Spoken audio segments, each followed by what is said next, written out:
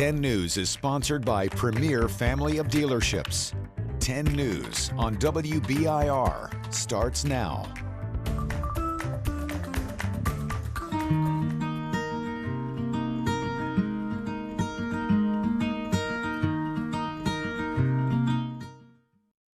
Hello, everyone. I'm Brittany Bailey, and thanks so much for joining us for this WBIR Plus special. 1 year ago, Helene slammed into the southeast, killing hundreds of people and leaving entire communities in ruin. That storm made landfall in Florida on September 24th as a powerful Category 4 hurricane.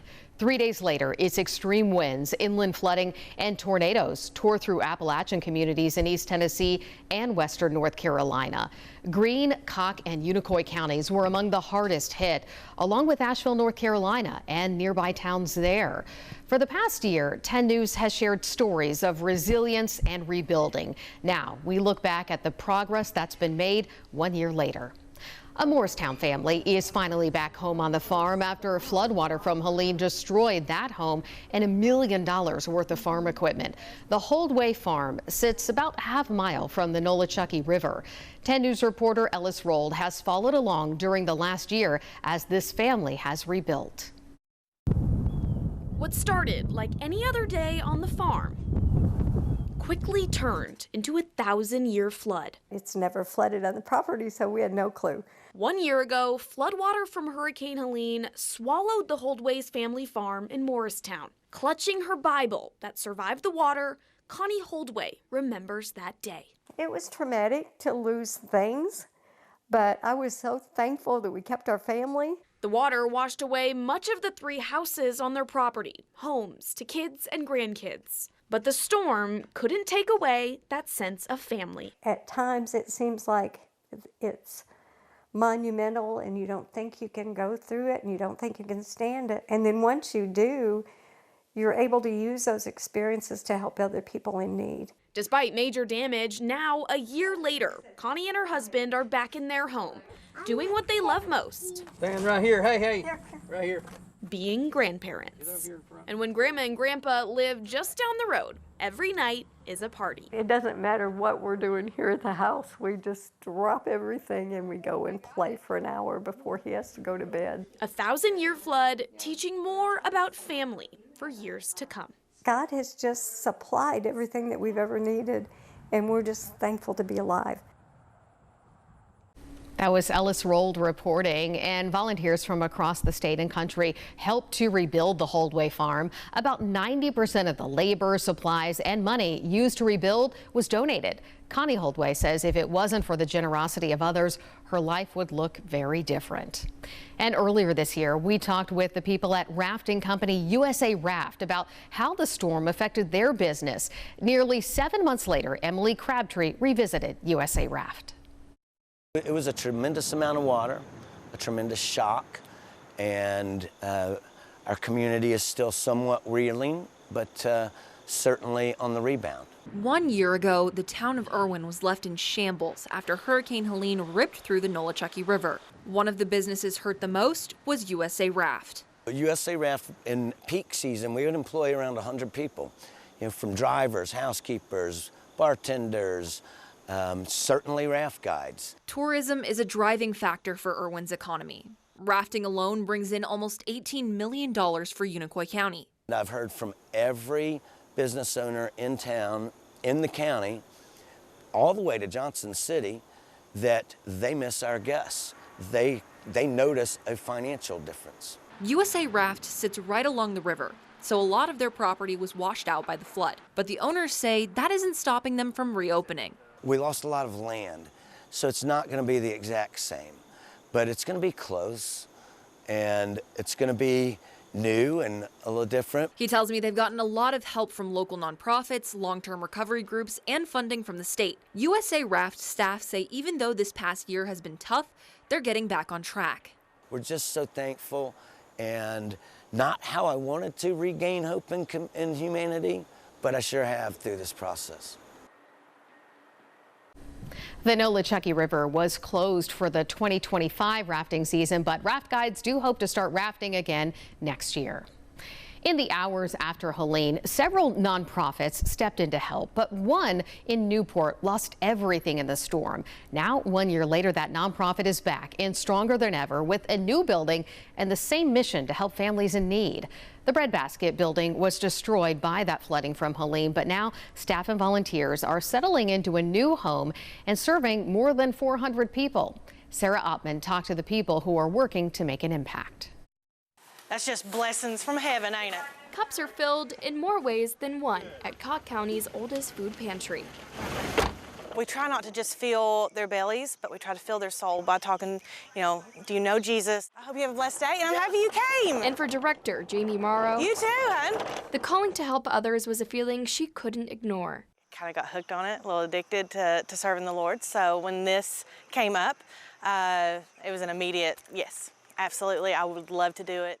All of our deep freezers, all of our coolers. Last year, Hurricane Helene swamped the Breadbaskets building. Food was lost and doors were closed. But 1 year later, a new pantry is full again. The building is absolutely beautiful. It is exactly what God wants us to have. It's heartwarming to know that so many people have pulled together and have been able to survive and start coming back together. I know that it doesn't seem like a lot, but there's at least 15 meals in the bags. 15 meals that they don't have to worry about where, what are we going to eat tonight? What can I feed my kids? That's one thing that I can take off their plate. Taking away some of their burden and giving back some of what they need most. Good Lord sent this for us, just to help you. They do. That's something that nobody else would never do. Cott County helps each other. God just bless everybody. Good Lord blessed us, and that's why we get to be here, okay? With rent and monthly operating costs adding up, the Breadbasket is asking for help to keep that new building open and serving the community. Donations can be made online or dropped off in person to help families get the food and support they need. The Tennessee Valley Authority manages 49 dams across the system, and leaders say the ones facing the brunt of the storm performed as they should have. The heavy rainfall pushed them to their limits, but they held strong. Leaders with TVA say Douglas Dam spilled enough water after Helene to fill Neyland Stadium more than 650 times. So Douglas Dam is catching a lot of that rainfall that Asheville saw. Throughout the system, though, the dams performed just exactly like they were supposed to. We stored water in them. We stored the maximum amount that we could in Watauga and Douglas. Those were the reservoirs that received rain, the heaviest rainfall from kind of the North Carolina side of things. And so those are the reservoirs that really filled up to capacity. This was the scene at Douglas Dam in the days after Helene. The last time we saw that kind of rainfall was in the late 1970s at Watauga Dam. Well, fast forward to today, and TVA leaders are reflecting on the role of Douglas Dam a year later. As that floodwater swept through East Tennessee last September, TVA played a critical role in controlling water levels and preventing further damage. 10 News reporter Ellis Rollins spoke to the people in charge of managing our rivers and lakes about the tests they faced almost 12 months ago. Nearly 1 year ago, during Hurricane Helene, Douglas Lake rose more than 21 feet. That made Douglas Dam store almost 200 billion gallons of water. That's enough to fill Neyland Stadium over 650 times. Now, leaders are reflecting on the dam's role in the storm a year later. When one drop affects miles of waterways, control is key. For flood control, it's like a domino effect. It's why TVA jumped into action during Hurricane Helene nearly a year ago. Managing Douglas Dam was central to keeping areas above water. We didn't realize how fast it was going to rise, though, because it did rise over the 3-day period. It did rise 22 feet. So we were able to absorb that water, but then we also had to spill the water as it was coming in as well. Had TVA not lowered water levels before the storm, its impact would be even bigger. Imagine 20 feet of water covering that whole lake washing downriver. So, they estimated probably Knoxville and Chattanooga probably would have been about 20 feet underwater. Because a drop in this lake has impact. One drop of water flowing over Douglas affects all the dams downriver. Leaders say every major storm or natural disaster helps them revise their emergency management policies for the future. Reporting in Sevier County, I'm Ellis Rollins. And TVA leaders say they did learn a lot about communication during Helene. They say they're now better equipped to work with local law enforcement and emergency management after a storm as big as Helene. Well, because of all of that rain, Douglas Lake rose 21 feet, swept up everything in its path and washed it downstream. Now the lake, though, is back and better than ever. Since last November, the Tennessee Valley Authority had a crew of 100 people working nearly every day to remove trees, tires, and propane tanks. Those crews just finished last month, but tourists started flooding local businesses in the spring. Especially the fishermen that come here. Douglas Lake is known as one of the biggest bass fishing lakes in the country. So of course people from all over the world saw that, wow, Douglas Lake, got hit. What is that going to look like for me as a fisherman? But then with them seeing the news and TVA's progress, they were ready to get back. That tourism manager says she wants people to know the lake is safe, clean, and open for business. And as we mentioned, dozens of TVA crews pushed on week after week, pulling that wreckage from the water and clearing debris from the shoreline. But on one particular day back in April, in the mounds of litter, one employee discovered something that stopped him in his tracks. 10 News anchor Robin Wilhoit shares the treasure in the trash. So we got a great day out here at Douglas. It's a sharp contrast from the first time I came out here. Eric Asturias remembers that day clearly. There were piles of just debris floating downstream. You couldn't drive the boat in a straight line. You'd have to swerve left, right, slow down. The aftermath of Helene. On September 27th, remnants of the hurricane dumped a deluge of rain across the region. Douglas Lake rose 21 feet, sweeping up everything in its path and washing it downstream. Oil drums, bottles, propane tanks. We found a cow. Asturias and his team from TVA and other agencies were tasked with cleaning up the clogged waterway and shoreline. In all, 177,000 cubic yards of debris and 3,000 tons of man-made materials, enough to fill a football field rising 100 feet tall. Week after week, crews worked on the water and walked the banks, hauling out dump truck loads of trash. Then, 7 months in, a worker spotted something unusual and so small, it's a wonder anyone found it. One of our ground crews saw it on the ground, picked it up. As they were picking it up, they must have caught that there was a message in there. So they stopped, took it to a foreman, and then it got to us. Inside a mud-covered plastic bottle, a prayer scribbled on a piece of paper.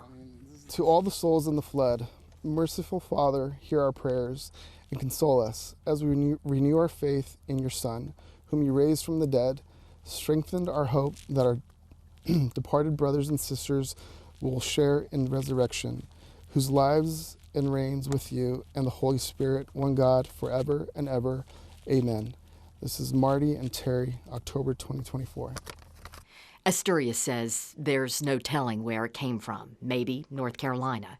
But the words, signed by Marty and Terry, carried meaning. I thank them for putting this message in the bottle and giving us the opportunity, setting it up so we could one day find it. That simple message gave the team new purpose and an extra push. And it wasn't just a project, it was something that really impacted the community, the entire region. So having it in our hands every day just kind of, again, just gave us that extra wind to continue and see the mission through. The TVA crew finished cleanup ahead of schedule. But Asturias says they carried away more than debris. They found a treasure in the midst of the trash. In the face of something pretty devastating, hope and unity, love, definitely carry any, can help you carry through any of that and just get us to the place of just calm and peace again. If you know Marty and Terry, please email us at newstips@wbir.com. We would love to tell your story. We'll be right back after this. Welcome back, everyone. Still Hollow Farm has been in the Birdwell family for more than 150 years. That Greene County farm was left standing after Helene, but had extensive damage. 10 News reporter Ellis Rold interviewed the family just days after the storm last year and has done several updates on the progress since then. Still Hollow Farm is the heartbeat of the Birdwell family. It's where 6 generations have grown up, gotten married, lived, and raised children. And when that historic home was nearly washed away by Helene, George Birdwell stepped up. George's parents have lived in the house their entire lives, and thanks to their son and countless community members, they're now back under the roof that has housed generations of family. For a centuries-old farmhouse full of stories, it formed who we were as children. A 1,000-year flood was a painful new chapter. It devastated my family, but it hurt a lot of people. After Helene ripped through the southeast, it left Still Hollow Farm sitting in a pile of rubble. George Birdwell, whose family has called the farm home for 6 generations, watched it happen. I expected the house to fall. I kept waiting on it. I waited all night for it to fall or float away because the amount of water that was hitting it, it just didn't make sense that it continued to stand. We were walking on doors to stay above the mud. Like we were laying doors down and walking, you know, to not sink into the mud. George stepped up, eager to get his parents back in their home. The task at hand, the tearing things down and building it back had to be done by someone. And after nonstop work every day for a full year, yeah, come in. It finally feels like home again. 180-year-old floors, and we hit them with a sander, and they're still pretty. That's one of the original doors out of the house. I was able to get back in. The repair work extended beyond this family. People from all over the country have showed up to help. The views. The water was to right here. And now look out that window and think about the amount of water that's surrounding us. And generations of memories still intact. It was pretty. I got married right there on the the steps. Because for the Birdwells, these walls, floors, and windows amount to family. I guess our closeness was the farm. You know, our beach trip was milking cows. You know, we did that together, or we made hay together, or we set tobacco together. A homestead, once again, full of life and promise. When I decided to put down roots, it was here. But there's a very specific place on the farm where I built a house because I said I would. When I was 12 or 13 years old, I said, I'll build a house right here one day. And I did. Now, George Birdwell says none of this would be possible without the help he received from across Tennessee and the country. Donated time, labor, and supplies all helped this project continue and allow the family to rebuild their history. Back to you. And one lesson the family took away was find a way to help family, friends, and strangers every day, not just after a 1,000-year flood. 10 News reporter Alana Mutnick spoke to the owner of a pharmacy who refused to let the storm and all of that high water sink his business. To know that it was affected and that I would be limited to the ability to help people bothered me. It was a 1900s Newport staple. Hurricane Helene showed no mercy on Wilson Save More drugs. We had about 10 foot of water in the basement. The HVAC unit was ruined, the gas stuff, everything utility-wise is in the basement, and it was absolutely destroyed. Pharmacy owner Rob Bullington said he owes it to the people that flooded into his life after the storm, keeping him afloat. When we saw somebody in need, we gave it to them. We didn't ask any questions. We didn't want to know anything. We just wanted to help. And 1 year later, with restoration efforts still in full swing, his mindset stays the same. It's like one of the family members. I said, when someone's hurting, it hurts you. And I said, I basically felt like this with this drugstore.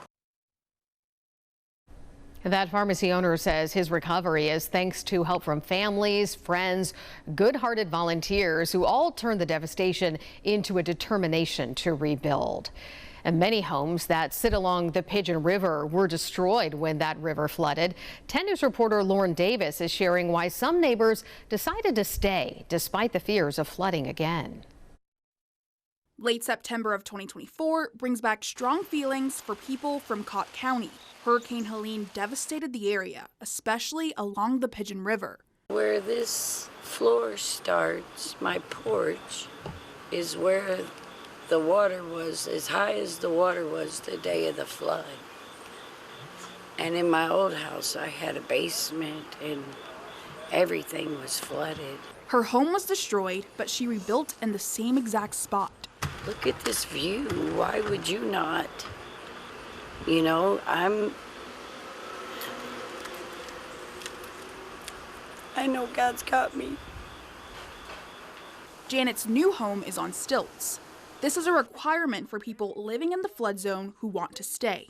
Once the damage occurs, if you're over 50% of the value of the structure, you have to build back to code and you have to build above base flood elevation. So you're talking homes on stilts at that point. The other option was to relocate completely. That was tough on a lot of people. I know that we helped several folks writing letters to give to their insurance company to help them find something so they could relocate sooner rather than later. And many people did. We're in Greene County on a road called Hilldale where no water is nearby. So we opted to just not take that chance again. I actually, every time they say the word flood, it causes anxiety. Even though the flooding caused a lot of damage, it also brought people together. And now the community is stronger than ever. I keep saying we're blessed in the mess. That was my mantra throughout the year, and that's true. We could not have done this without the help of other people. And people in Cott County gathered to remember that day and to honor the 2 lives lost there. 10 News reporter Lauren Lovett was there and shares what city and county leaders think about the progress made so far and how recovery efforts are still ahead in that county. Hereby proclaim September 27, 2025 as a day of resilience and remembrance. Dozens of people gathered at the Cott County Courthouse on Friday morning, commemorating 1 year since Helene. Encouraging all residents to honor the memory of those we lost, reflect on the progress we have made, and recommit ourselves to supporting one another in strength, unity, and hope.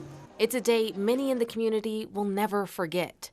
The county's emergency management director, Joe Esway, compared it to fighting a war at home as the 3 rivers flooded parts of the county. They're on our right, they're on our left, they're in front of us, they're behind us. We're surrounded all sides, replicating a Marine unit that was surrounded on all sides. But the good news is we were not cut off from the outside world. Helicopters started arriving, volunteers started showing up. Those recovery efforts started quickly, with neighbors, people from other counties, and even across the country helping out.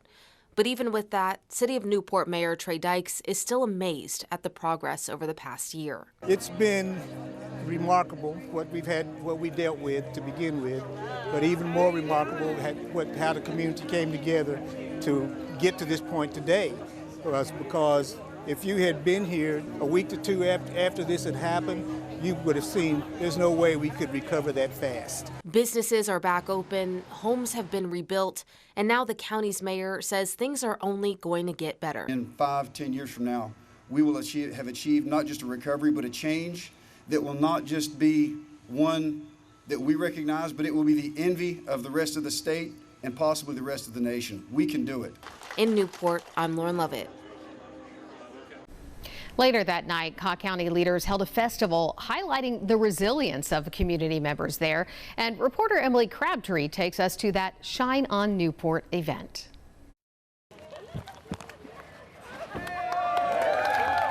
We're resilient. Yes, yes. Shine On holds plenty of meaning for the city of Newport. People joined together Friday for a mural unveiling and a vendor fair to mark 1 year since Hurricane Helene.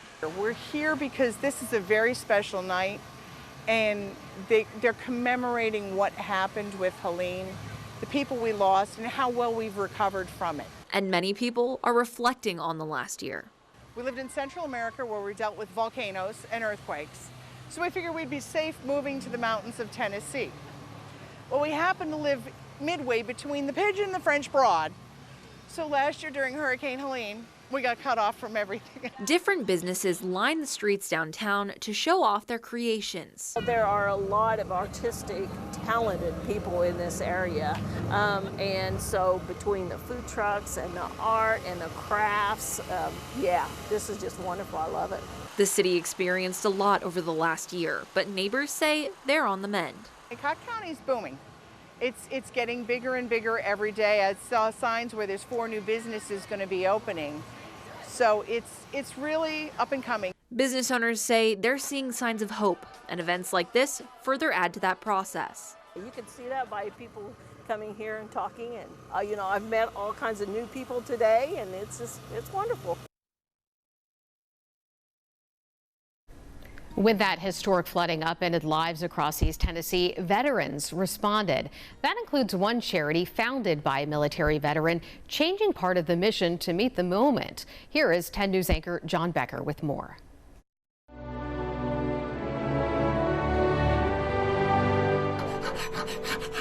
This Cobb County house is on the threshold of a new beginning. True, too, for the Vietnam veteran who calls it home. Now look at it, John. It's nice, ain't it? This is the typical height of the Pigeon River this time of year, but 1 year ago in that historic flooding, the water rose past those steps and another 2 feet high into the kitchen. Up to about right here. We first met Van Ford months ago, showing us a homestead he thought might be lost to all the high water and introducing us to the fellow veteran who stepped in to help. And what can you say about the help you've gotten from Dallas? Ungodly good. Wonderful. He's a wonderful man. Navy veteran Dallas Short made a pledge to find Cobb County veterans in need after the storm, then organize an effort to restore their lives. And I said, you know, I want to find one family, one veteran, somebody to say we can start from start to finish. It marked a shift for his nonprofit, one using rescue animals on a rural farm to help veterans cope with post-traumatic stress, turned to helping meet the immediate needs of veterans facing the stress of rebuilding after a historic storm. Dallas helped coordinate the first major veteran-to-veteran direct delivery of basic supplies. Members of the Vietnam Veterans of America Chapter 1078 targeted 4 veteran families who saw their lives upended by floodwaters. He's helped us out tremendously and went to battle for us, because it's a lot to take just losing your home, but to lose home, farm, business, rental property, it's been a mess. It's like I want to adopt a veteran and say, look, what do you need? It's been nonstop since then. Whatever they need, whatever they need. I mean, it's if they snap their finger and say, hey, I need something now, I'm in my truck and we'll go get it. The before and after at the home of Van Ford and his wife Frances is striking, months into the rebuild and almost a year after the storm. We couldn't have done anything like this. We could have used what we had and put back what we could have. And it would have been good, you know, because we'd still been back home. But this is above anything that I imagined. Didn't even have to ask. No. And I never thought of that. But that's the truth. It's just the pure truth. They just come together, did whatever it was they thought they was going to have to do, and they did it joyfully. Dallas, I have to ask about him. Oh, my Lord. Go ahead. What can you say about that young man? I have just never met somebody like him, caring about people and helping and guiding you to the best of his ability. He was drawn to you some way. I didn't know him before this, but man, have I got to know him. A new ramp on one side of the house, new stairs to the backyard, and a donated lift chair for the bedroom. Just a few of the finishing touches.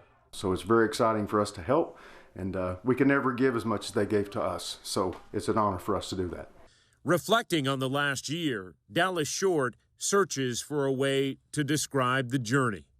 What a hell of a road, though. It's been crazy. It's been crazy. Is there a lesson in this recovery that we should take away? Yeah, it's the lesson is don't give up. People's on the way. And boy, was they ever.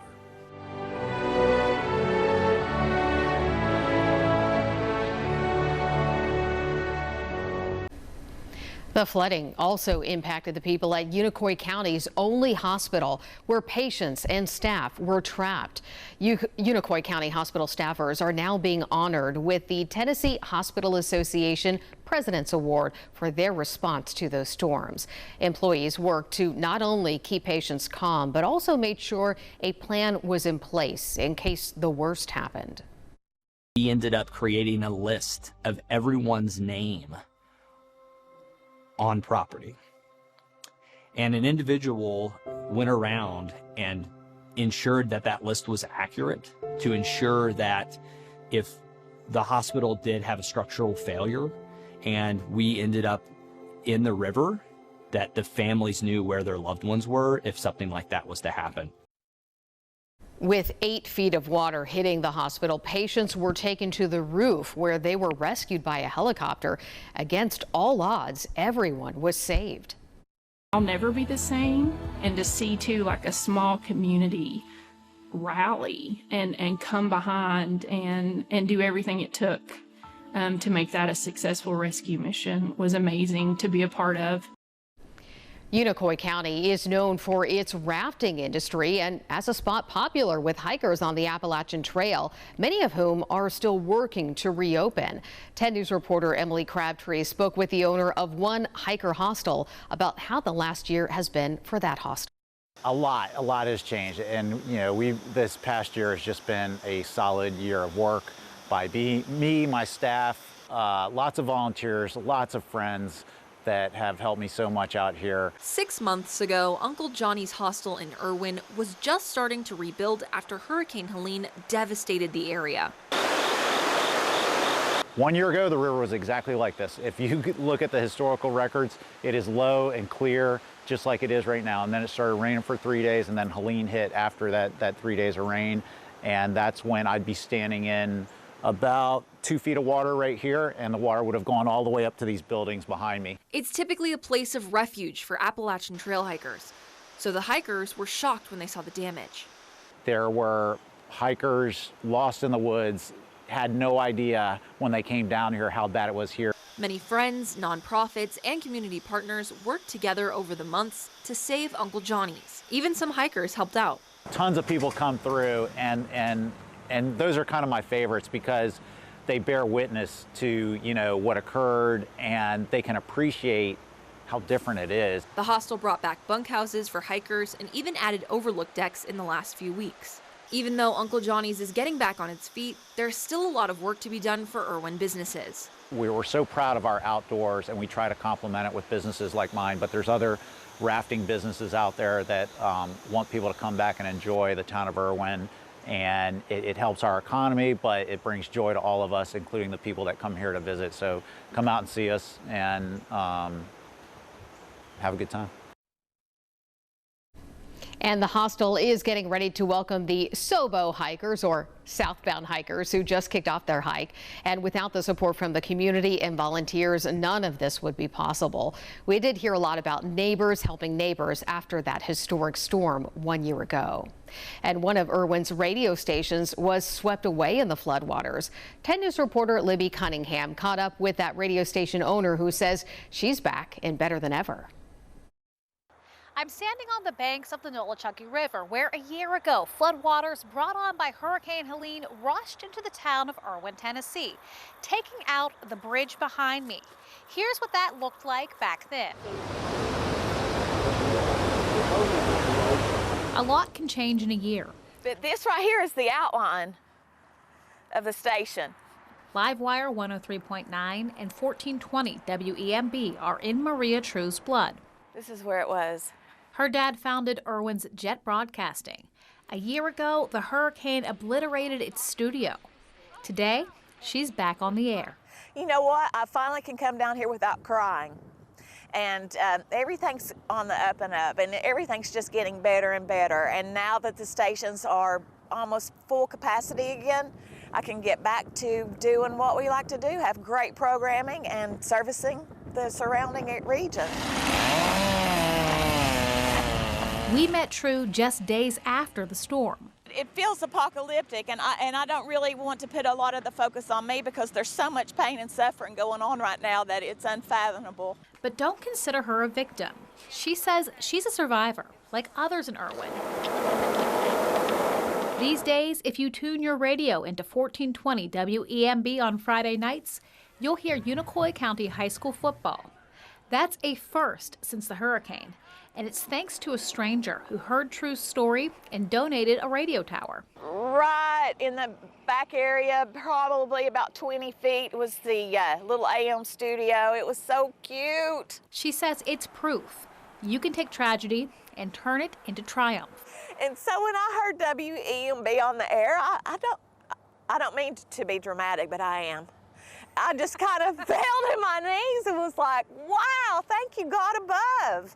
Thank you, Lord. And I give all the praise to the Lord above. I do, and I like to do that. In Irwin, I'm Libby Cunningham. Hampton, Tennessee was another area hit hard by the storm. That city is less than 2 hours away from Knoxville.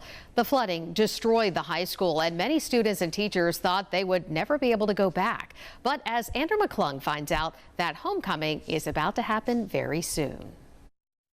This past week marked homecoming week at Hampton High School, and that word home holds a special meaning to the students and staff. It's a family atmosphere.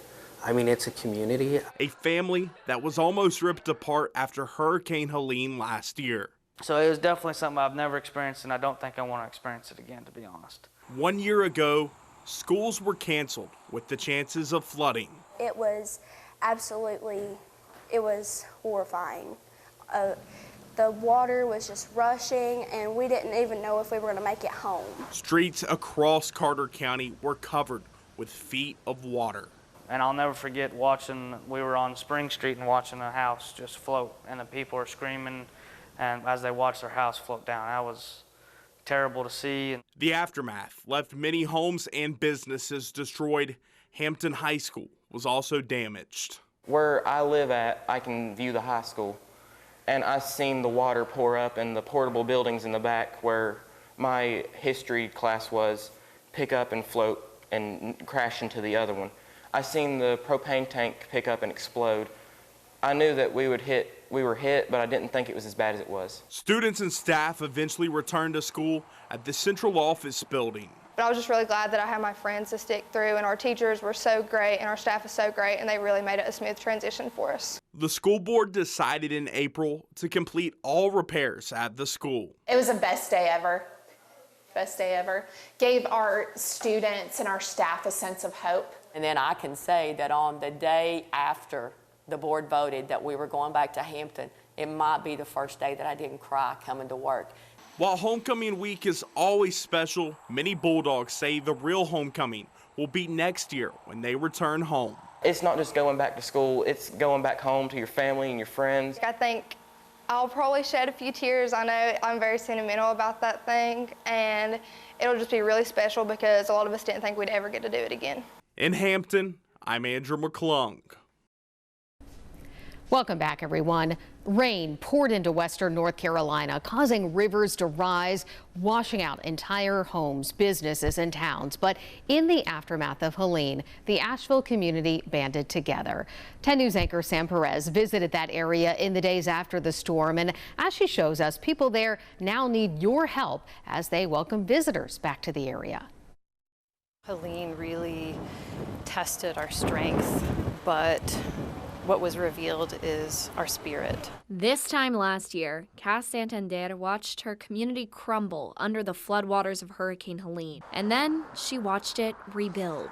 Month after month, week after week, we're seeing businesses reopen, and each one really feels like a collective win. If you're looking for a bite to eat, Corner Kitchen sits in the Biltmore Village. It's been here a staple in the community for more than 20 years, serving everything from brunch to dinner. We call it Pan American, so that means that you can get anything from a really good burger to a really lovely cut of fish or to a really good local piece of meat. Co-owner Vanessa Solomo says the flooding was unlike anything she'd seen before. I mean, it was just unprecedented, and it was what they called a 1,000-year storm. But after 10 months of cleaning and completely redoing the interior, Corner Kitchen is open and ready for visitors.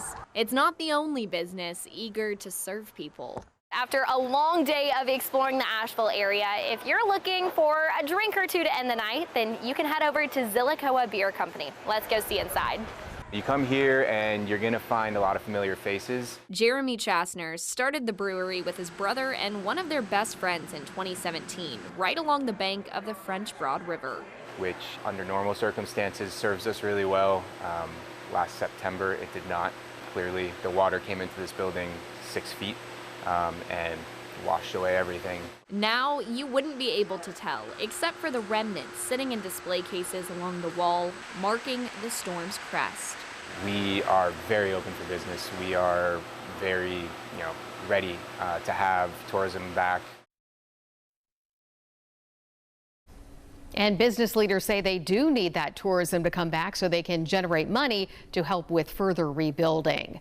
Another area that was hit hard was the Rollins community. That's about 20 miles from Asheville.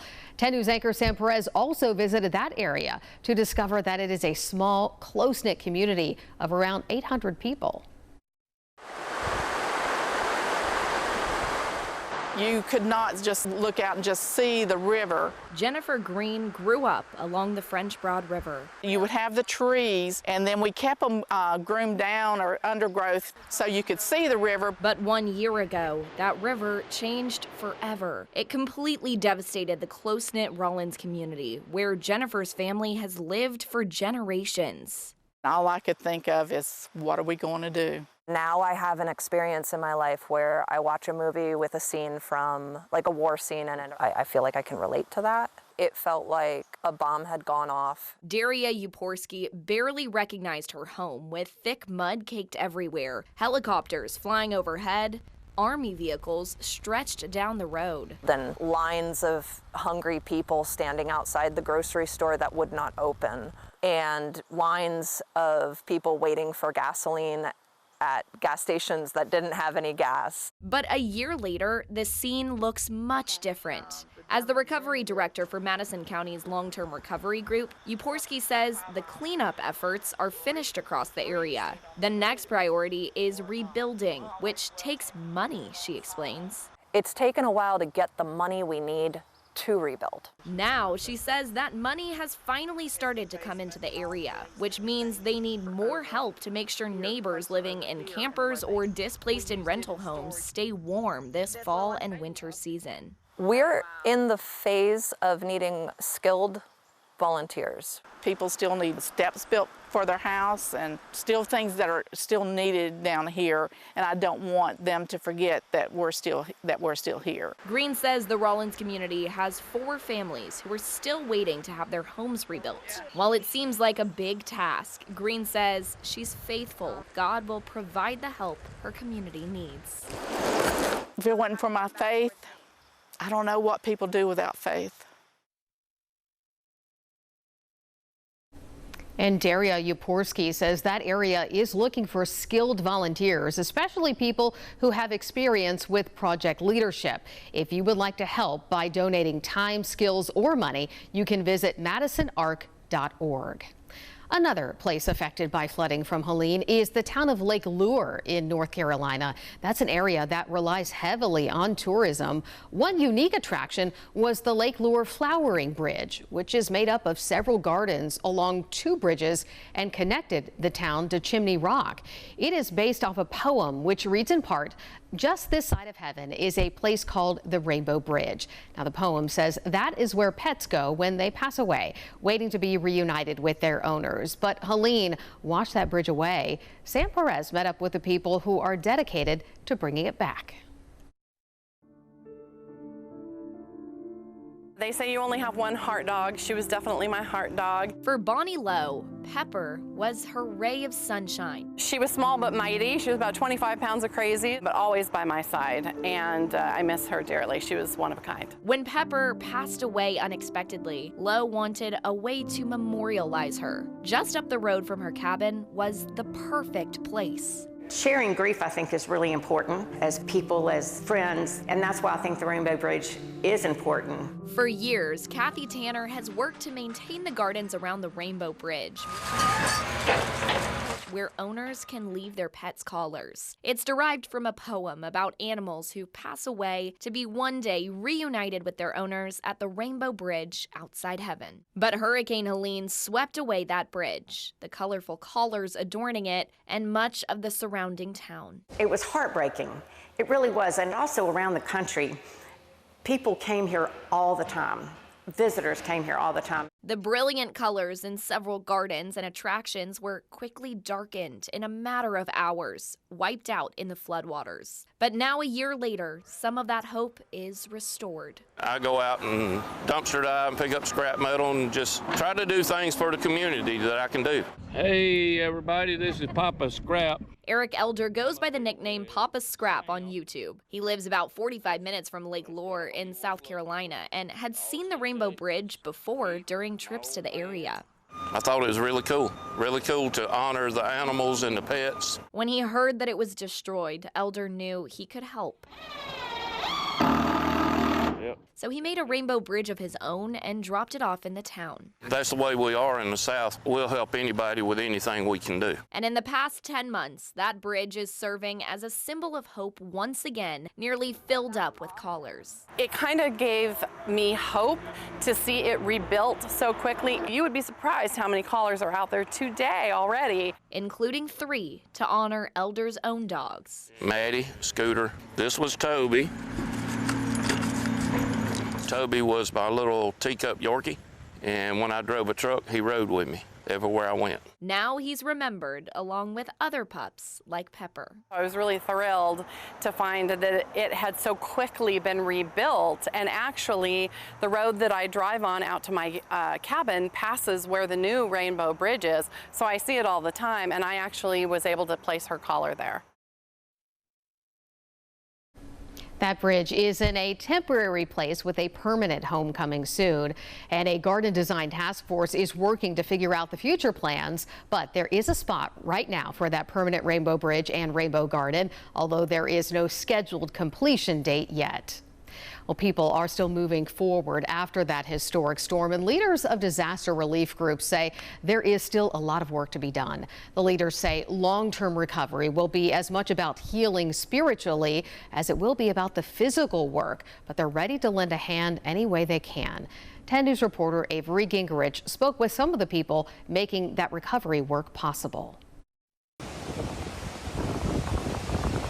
Stephen Fox knew that Hurricane Helene would change his life. He just didn't know how. There was no plan. Definitely surprised, humbled. I remember every morning that I couldn't have done this by myself, and our team couldn't have done it by ourselves. Fox started volunteering right after the storm. He met other passionate volunteers and founded a nonprofit. He says over the past year, his team has used word of mouth and a servant's heart to coordinate grassroots recovery efforts across Helene-affected communities. Fox says his team has worked alongside hundreds of other passionate volunteers. We have a motto, it's called We Bring Help, Hope, and Healing. And the first thing we want to do is bring the help. Because in the moment that it happens or right after the immediate aftermath, they don't need a lot of stuff. They need people to help. Disaster relief specialist Wes Jones says volunteers from the Southern Baptist Disaster Relief Network were among them. Jones says his volunteers are still asking him about ways they can help, even after recording more than 30,000 hours of work. He says those hours translate to hundreds of homes repaired, roadways cleared, and prayers shared, both with those in need and other aid groups. Amen. Yes. Oh, yeah. The partners that we have, every time we face a disaster, they were engaged with helping organize volunteers, and we're always grateful for houses of worship that help be the hands of God when their neighbors are suffering. TEMA Director Patrick Sheehan says recovering from Helene has required an historic effort from his agency and others. He says the work of healing hearts and minds will last long after foundations have been rebuilt, which is why he hopes neighbors keep checking in on neighbors, even just to say hello. And as these areas continue to rebuild and recover, we will continue to share their stories. Thanks so much for watching.